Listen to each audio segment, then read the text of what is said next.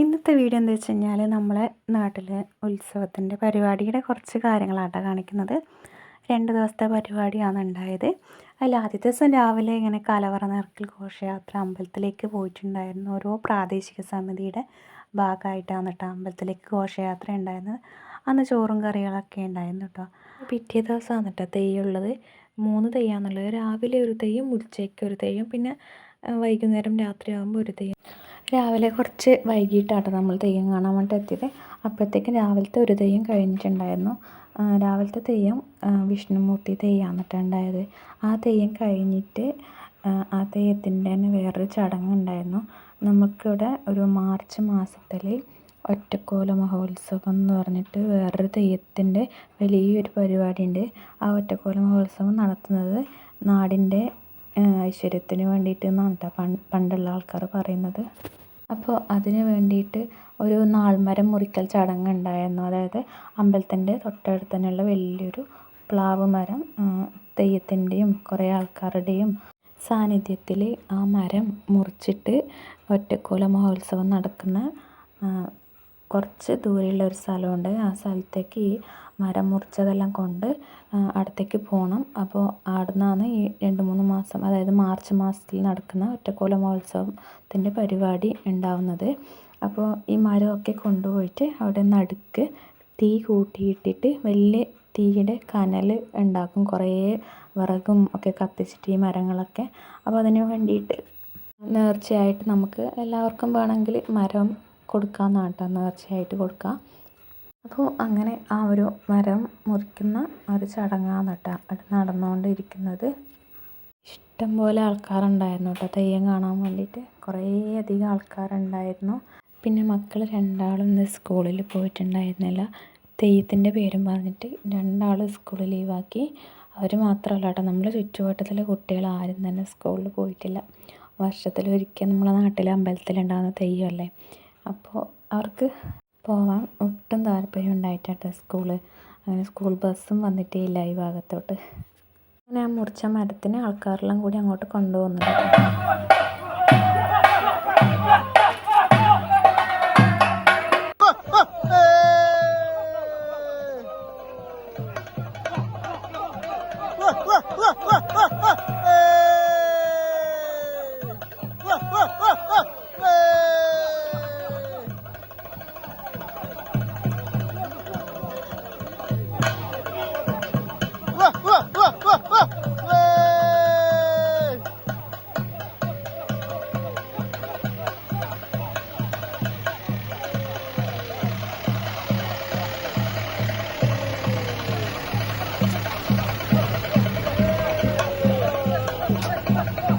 അവിടുന്ന് നമ്മൾ ചന്തയിലൂടെയൊക്കെ വെറുതെ ഒന്ന് നടന്നു.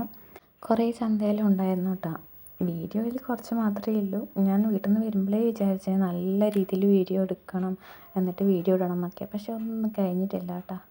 അവിടെ നമ്മൾ നല്ല തിരക്കുണ്ടായിരുന്നു. ചോറ് കഴിക്കാൻ പോയി. സാമ്പാറും കൂട്ടുകറിയും അച്ചാറും ഉപ്പേരിയൊക്കെ കൂട്ടി നല്ലോണം ചോറ് കഴിച്ചു. നമ്മൾ നല്ല തിരക്കുള്ള സമയത്തായിരുന്നു കേട്ടോ പോയിട്ട് ചോറ് കഴിച്ചത്. കുഞ്ഞോളെയും കൊണ്ട് പോയതുകൊണ്ട് നമുക്ക് പെട്ടെന്ന് ചോറ് കിട്ടി, ക്യൂ ഒന്നും നിൽക്കേണ്ടി വന്നിട്ടാണ്. അത് കഴിഞ്ഞ് കുറച്ച് കഴിയുമ്പോഴത്തേക്കും തിരക്കൊക്കെ കുറഞ്ഞു. അത് കഴിയുമ്പോഴത്തേക്കും ഉച്ചയ്ക്ക് ശേഷമുള്ള തെയ്യമായിട്ടുണ്ട്. ഈ തെയ്യത്തിൻ്റെ പേര് ചാമുണ്ഡിയമ്മ എന്നാണ് പറയുന്നത്. ചാമുണ്ഡിയമ്മ തെയ്യം എന്നാണ് പറയുന്നത്. ഉച്ചയ്ക്ക് ശേഷത്തെ തെയ്യം വൈകുന്നേരത്തെ തെയ്യാകുമ്പോഴത്തേക്കും ആൾക്കാർ കുറേ അധികമായിട്ടുണ്ട് കേട്ടോ. നിറഞ്ഞിട്ടുണ്ട് ആൾക്കാർ. ചുറ്റും കാണാൻ പറ്റുന്നില്ല. ഞാൻ വിചാരിച്ചതുപോലെയൊന്നും വീഡിയോയിൽ കാര്യങ്ങൾ ഉൾപ്പെടുത്താൻ വേണ്ടിയിട്ട് എനിക്ക് പറ്റിയിട്ടുണ്ടായിരുന്നില്ല കേട്ടോ. ഒന്നാമത് നല്ല തിരക്കായിരുന്നു. വീഡിയോ വിചാരിച്ച കണക്ക് എടുക്കാൻ പറ്റുന്നില്ല. ആൾക്കാരായിട്ട് സത്യം പറഞ്ഞാൽ ഒന്നും മനസ്സിലാവുന്നുണ്ടായിരുന്നില്ല. അപ്പോൾ ഞാൻ വിചാരിച്ചു ഞാൻ എടുത്തു വെച്ച വീഡിയോസ് എല്ലാം കൂടിയിട്ട് ഒരു വീഡിയോ ആക്കിയിട്ട് എല്ലാവർക്കും കാണിക്കാൻ വേണ്ടി ഇടാമെന്ന് വിചാരിച്ചു കേട്ടോ.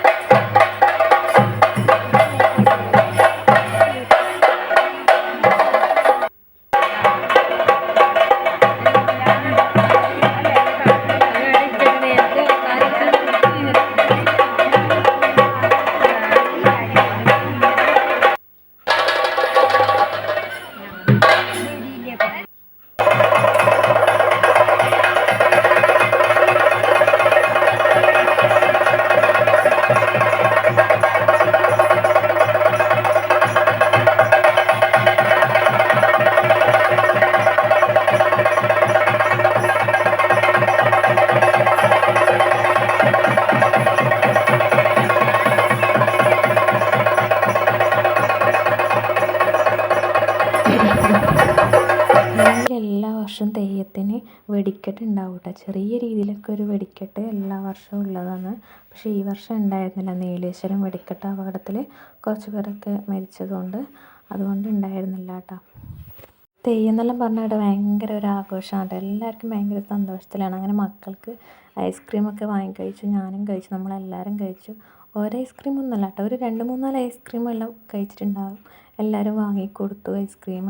പിന്നെ പിന്നെ നമ്മളും വാങ്ങിക്കൊടുത്തു കുറേ ഐസ്ക്രീം. പിന്നെ ചന്തയിൽ കയറിയിട്ട് ഒരു സാധനം വേണം, മറ്റേ സാധനം വേണം, അങ്ങനെ ഒരു മിനിറ്റ് അവർ റെസ്റ്റ് എടുത്തിട്ടേ ഇല്ല. അങ്ങനെ എന്തൊക്കെയോ ചെറിയ ചെറിയ കുറച്ച് സാധനങ്ങളെല്ലാം വാങ്ങിക്കൊടുത്തിട്ടുണ്ട്. വീട്ടിലേക്ക് പോകുന്ന സമയത്ത് വീണ്ടും ഐസ്ക്രീം കഴിച്ചു. വേറൊന്നുമല്ല, ചെറിയ 2-3-4 കളിപ്പാട്ടും ഒക്കെ വാങ്ങിയിട്ട് കൊടുത്തതിന് ശേഷം നമ്മൾ തിരിച്ച് വീട്ടിലേക്ക് പോകുന്നുണ്ട് കേട്ടോ. വൈകുന്നേരത്തെ തെയ്യത്തിന് നമ്മൾ നിന്നിട്ടില്ല, അപ്പോഴത്തേക്ക് ഇരുട്ടായതുകൊണ്ട് തിരിച്ച് വീട്ടിലേക്ക് പോകാമെന്ന് കേട്ടോ.